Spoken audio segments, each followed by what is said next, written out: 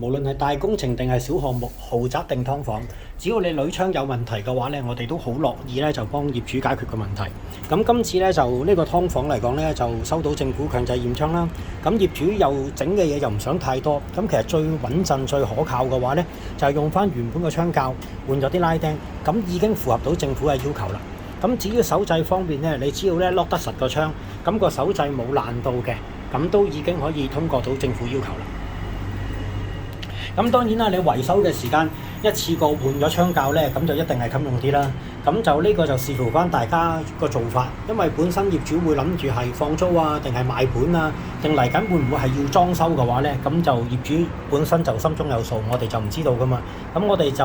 睇下業主有咩需要啦，盡量配合翻佢嘅要求啦。咁啊當然以符合政府嗰個強制驗窗為原則，咁啊解決到嗰個強制驗窗令就已經可以啦。咁今次分享到呢度，多謝大家。